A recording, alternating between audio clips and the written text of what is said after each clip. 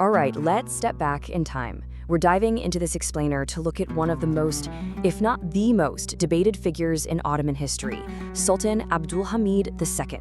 This is the story of an empire literally falling apart and the incredibly strategic, almost paradoxical ruler who took the throne right as the walls were caving in. And it really begs a massive question, right? How exactly does a collapsing empire manage to hold on for an extra 30 years? I mean, picture it. The year is 1876. The Ottoman Empire is facing total economic ruin. The treasury is basically empty. Rebellions are flaring up all across the Balkans, and you've got this immense crushing pressure from European powers on all sides. By pretty much every metric, it looked like the absolute end of the road. Okay, let's dive into Section 1, A Sultan Amidst Crisis, looking at his early years in 1876. To wrap our heads around how the empire survived, we really need to understand the man who took the wheel during this massive crisis. Abdulhamid II was born in Istanbul in 1842. And because he lost his mother at a very young age, he grew up to be deeply introverted, cautious, and honestly highly suspicious. But the guy was also incredibly well-rounded. He traveled to Europe before taking the throne, so he actually had a really sharp understanding of Western culture and statecraft, which he balanced with this profoundly strong Islamic identity. So 1876 rolls around, he ascends to the throne, and under a ton of political pressure, he's instantly forced to accept a constitutional order and open the very first parliament. But look at what happens right after. In 1877, the Russo-Turkish War erupts, and it is a total unmitigated disaster for the Ottomans. This catastrophic defeat shakes Abdulhamid to his core. Convinced the empire's literal survival is on the line, by 1878, he suspends the constitution, shuts down that newly opened parliament, and just rapidly consolidates all power back into his own hands. Which brings us to Section 2, the Istibdad era, focusing on the centralization of the state. Now, Abdulhamid didn't centralize the state just out of some blind hunger for power. He genuinely believed that to save the state from total immediate ruin, having absolute, unquestioned control was literally the only option.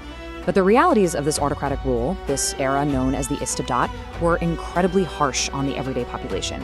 We're talking strict media censorship to tightly bottleneck the flow of information. He built this vast, deeply paranoid secret police and intelligence network that was constantly keeping tabs on the public, and the state administration became so incredibly centralized that practically every tiny administrative decision had to cross his desk. Naturally, any pushback from the public or intellectuals was just swiftly and severely shut down. Moving on to Section 3, Balance Policy and Diplomacy, or How He Played the Great Powers. He recognized a really hard truth early on. The Ottoman military was incredibly weak, and they just couldn't win on the battlefield anymore. So what does he do? He substitutes military might with this masterful, deeply calculated diplomatic balancing act. It was like a giant chess game, and here's exactly how he played the great powers. He'd initiate this calculated loop of diplomacy. First, he'd cozy up to England to counter the immediate military threats coming from Russia. Then, as the geopolitical wind shifted, he'd pivot and build an alliance with Germany just to balance out the British. He was constantly playing England, Russia, and Germany against each other, essentially making sure they were way too divided to team up and partition the Ottoman Empire. So what did all that get him? 30. That is the number of extra years this delicate, high-stakes balancing game bought a dying empire. Think about that. 3 decades of survival, purchased almost entirely through sheer diplomatic maneuvering. Next up is Section 4, Pan-Islamism and Modernization, looking at the caliphates and the railway. Because you see, foreign diplomacy was only half of his survival equation.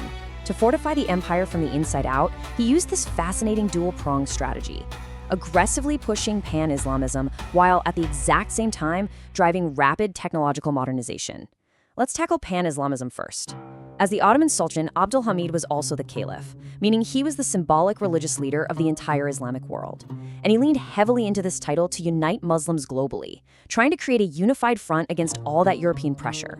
By directly influencing Muslims living in India, Egypt, and across Africa, he basically created a massive geopolitical leverage point that deeply, deeply unsettled the British Empire. And this next part brilliantly illustrates the other side of his internal policy. He wasn't just a traditionalist looking in the rearview mirror. Actually, he heavily invested in modern education, drastically bumping up the number of modern schools and pushing medical and engineering training. He also massively expanded the empire's telegraph networks. This was huge because it meant the state could communicate, gather intelligence, and project authority faster than ever before. But the absolute crowning jewel of this modernization push, the Hijaz Railway.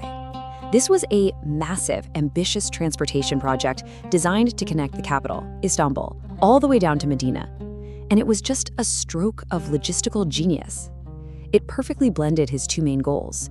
It made religious connectivity way easier for pilgrims, which hugely boosted his prestige as the caliph, while simultaneously letting him rapidly move troops and maintain centralized political control over his most distant territories. Let's shift to our final section, Section 5, Collapse and the Endless Debate, covering the eventual fall of Abdulhamid II. Because at the end of the day, no amount of railroads or clever diplomacy could hold off the mounting pressures of a rapidly changing world forever. Yet escalating Armenian incidents, non-stop Balkan rebellions, and this growing furious faction of intellectuals, young Ottomans, and Unionists demanding basic freedoms. The whole thing triggered a really rapid collapse. By 1908, the internal pressure boiled over, forcing him to restore the constitution and reopen parliament, which effectively stripped him of his absolute power overnight. And then shortly after, in 1909, we get the 31st Mart incident. This was a major uprising that ultimately led to his formal dethronement. He was sent off into exile in Thessaloniki, and the throne was handed over to his successor, Mehmed V. So here we are, more than a century later, and historians are still passionately debating his legacy. It is an incredibly polarized topic. To truly grasp his impact, we have to look completely impartially at the two totally opposing viewpoints regarding what his reign actually meant for the Ottoman Empire. On one side of the aisle, you have the supporters' perspective. They argue that he was a genuine visionary leader and an absolute diplomatic genius.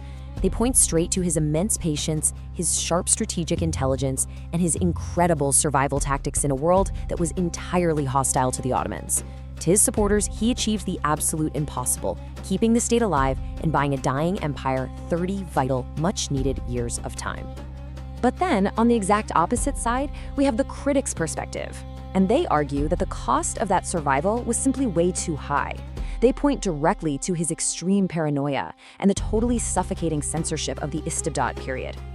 Critics make the case that he oppressed the population, delayed really vital structural modernization, heavily restricted basic freedoms, and ultimately severely stunted the overall societal development of the empire. And this leaves us with a really profound historical dilemma, doesn't it?